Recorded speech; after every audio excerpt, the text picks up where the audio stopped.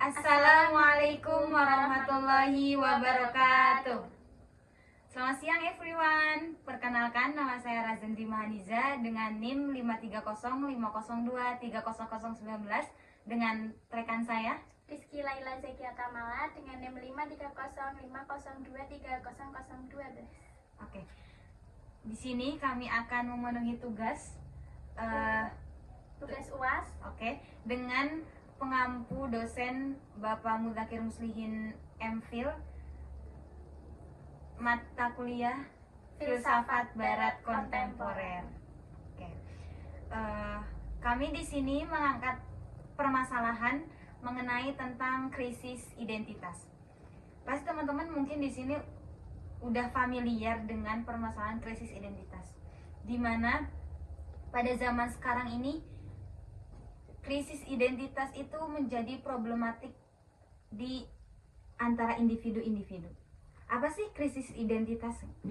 Krisis identitas adalah hal kebingungan atau keraguan mengenai jati diri seseorang, terutama masa remaja atau saat menghadapi perubahan besar dalam hidup.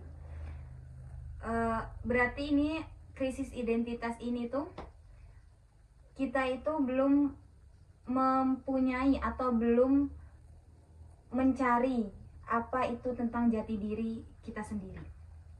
Nah, kondisi ini bisa ditandai dengan pertanyaan tentang nilai-nilai, tujuan hidup, dan peran dalam masyarakat. Penyebabnya ini bisa beragam sekali, teman-teman. Adapun penyebab dari krisis identitas ini, yang pertama ada perubahan hidup,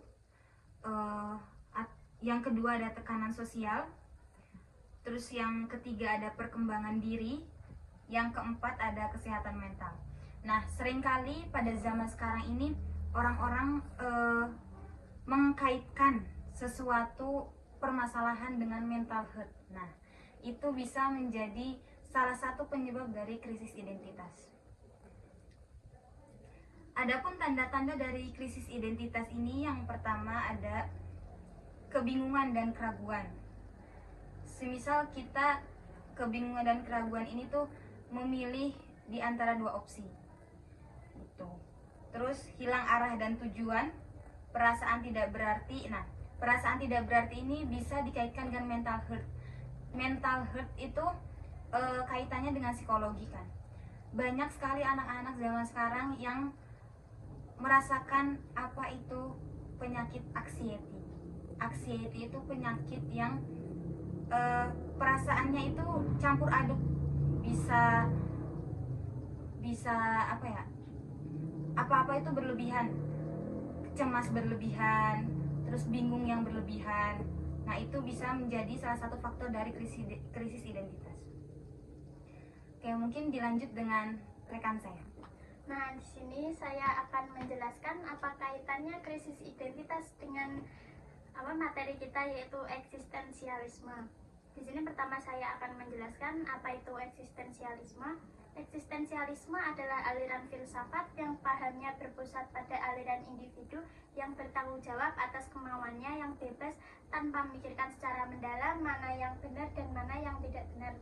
Sebenarnya bukan tidak dapat mengetahui mana yang benar dan mana yang tidak benar, tetapi seorang eksistensialis bahwa kebenaran bersifat relatif dan karenanya masing-masing individu bebas menentukan sesuatu yang menurutnya benar. Nah, di sini krisis identitas itu memiliki kaitan yang sangat erat dengan filsafat eksistensialisme. Nah, berikut adalah kaitan mengenai krisis identitas dan juga filsafat eksistensialisme. Yang pertama itu mengenai eksistensi mendahului esensi. Nah, apa yang dimaksud eksistensi mendahului esensi?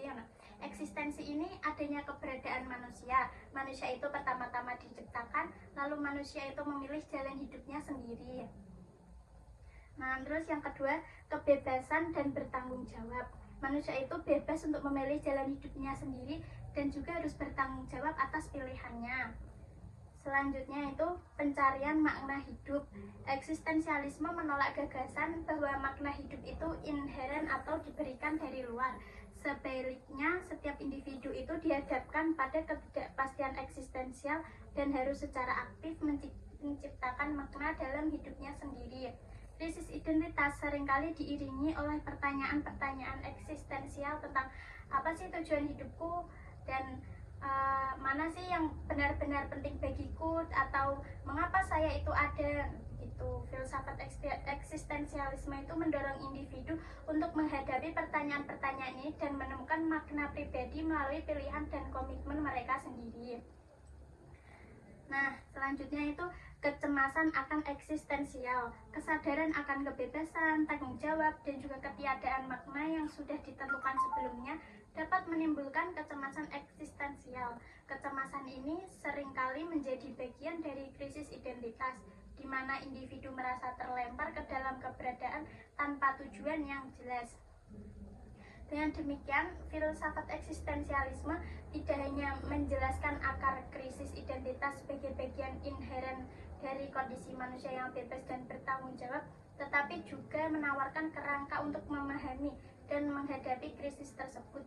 Eksistensialisme mengajak individu untuk merangkul kebebasan mereka, menghadapi kecemasan, dan secara aktif menciptakan identitas dan juga makna hidup mereka sendiri.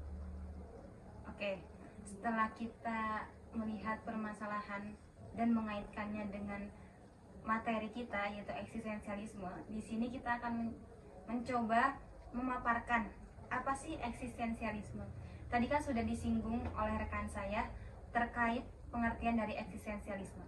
Sekarang saya akan menjelaskan sejarah munculnya aliran filsafat eksistensialisme. Aliran filsafat eksistensialisme muncul sebagai reaksi terhadap pandangan materialisme dan idealisme. Materialisme, terutama konsep Marx, mengatakan bahwasannya yang nyata itu adalah materi. Materi merupakan faktor penentu dari tingkah laku kesadaran manusia. Manusia hanya merupakan suatu momen dalam evolusi suatu kosmos yang pada suatu ketika muncul benda yang berpikir. Manusia bagi eksistensialisme haruslah dipahami sebagai manusia utuh atau konkret, yaitu sebagai eksistensi yang berkesadaran subjek, bukan sekedar kan dipikirkan secara objektif, akan tetapi dihayati. Terus idealisme berpangkal pada kenyataan bahwa manusia adalah subjek yang berpikir. Kesadaran atau pikiran merupakan segala-galanya bagi manusia. Eksistensialisme menolak pandangan ini karena idealisme seolah-olah menghapus dunia sebagai suatu kenyataan. Akan tetapi, menganggap manusia sebagai kesadaran atau subjek. Padahal tidak ada subjek tanpa dunia. Nah, selain latar belakang munculnya eksistensialisme, di sini eksistensialisme itu muncul karena pemberontakan terhadap alam yang impersonal. Impersonal itu adalah tanpa kepribadian dari zaman industri modern dan zaman teknologi, serta pemberontakan terhadap gerakan massa pada zaman sekarang. Oke, kan tadi sudah dijelaskan latar belakang munculnya eksistensialisme. Nah, sejarah munculnya eksistensialisme itu kapan sih? Untuk sejarahnya, eksistensialisme muncul setelah Perang Dunia Pertama dan berkembang di Eropa, khususnya di Perancis setelah Perang Dunia Kedua. Aliran ini memberikan jawaban atas krisis eksistensial yang dialami banyak orang setelah perang. Oke, mungkin rekan saya akan menjelaskan tentang tokoh-tokoh aliran eksistensialisme. Karena tadi sudah dipaparkan oleh teman saya mengenai sejarah munculnya eksistensialisme, sekarang saya akan menjelaskan mengenai tokoh-tokoh para aliran eksistensialisme. Yang pertama, tokoh Jean-Paul Sartre merupakan seorang pencetus aliran eksistensialisme yang lebih menekankan pada kebebasan manusia. Nah, Sartre ini adalah seorang filsuf berkebangsaan Prancis yang hidup pada abad ke-20. Ia mengatakan kebenaran itu bersifat relatif, bahwa manusia diciptakan mempunyai kebebasan untuk mengatur dan juga menentukan dirinya sendiri.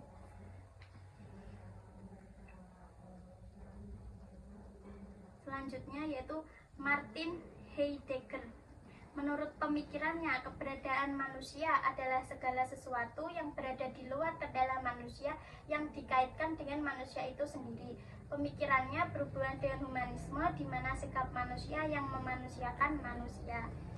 Selanjutnya yaitu Karl Jasper yang mempunyai pemikiran bahwa manusia itu mempunyai kebebasan, tapi ujungnya manusia juga mempunyai keterbatasan, yaitu keterbatasan penderitaan, perjuangan, kesalahan, dan kematian.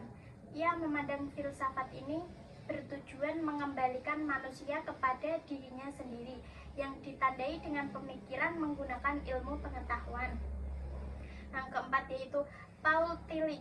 Paul mengartikan eksistensialisme menjadi 3 kategori, yaitu sebagai pandangan hidup, gerakan protes, dan ungkapan. Dari ketiganya dapat diartikan bahwa eksistensi ini bersifat universal dan menyeluruh. Setelah tadi pemaparan terkait permasalahan krisis identitas dan dikaitkan dengan materi kita yaitu eksistensialisme, dapat disimpulkan bahwa eksistensialisme melihat krisis identitas sebagai bagian yang tak terpisahkan dari perjalanan manusia. Meskipun dampaknya bisa sangat menantang, potensi transformatifnya untuk mencapai kehidupan yang lebih autentik dan bermakna sangatlah besar. Kuncinya terletak pada bagaimana individu memilih untuk menghadapi dan merespon krisis tersebut. Oke, mungkin cukup itu yang bisa kami sampaikan. Mohon maaf bila dari rekan saya ataupun saya terdapat banyak kesalahan dan pengucapan yang tidak dapat dipahami oleh teman-teman yang menonton maupun Bapak dosen yang menonton. Kami mau ada closing statement. Oke, mungkin cukup sekian dari kami, kurang lebihnya mohon maaf. Wassalamualaikum warahmatullahi wabarakatuh.